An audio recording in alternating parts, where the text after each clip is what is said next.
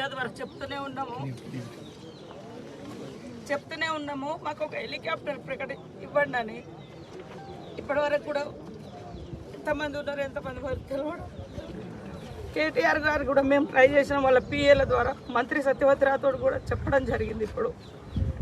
ఇప్పటికైనా, ఎందుకంటే rescue team కూడా వాళ్ళ వల్ల అయితే లేదు వాళ్ళు దాటడం అనేది.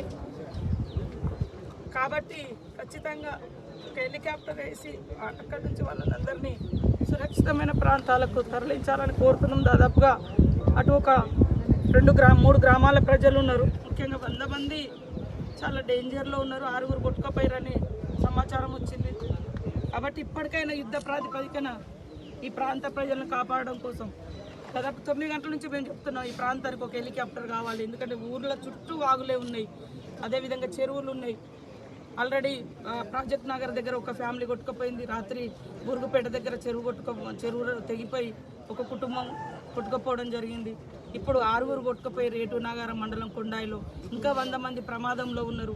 అటు ఎలిశెట్టిపల్లి కూడా చుట్టూ వాగులే ఉన్నాయి. వాళ్ళు ఎటు రానటువంటి పరిస్థితి. అటవీ గ్రామాల ప్రజలు కాబట్టి ప్రభుత్వం ఇలాంటి వాటి మీద ప్రత్యేక శ్రద్ధ చూపించి ఈ ములుగు ప్రాంతానికి ఒక హెలికాప్టర్ని ఇమీడియట్లీ ఇచ్చి ఆ ప్రాంత ప్రజల్ని కాపాడాలని చేతులెత్తి ప్రభుత్వాన్ని కోరుతాము.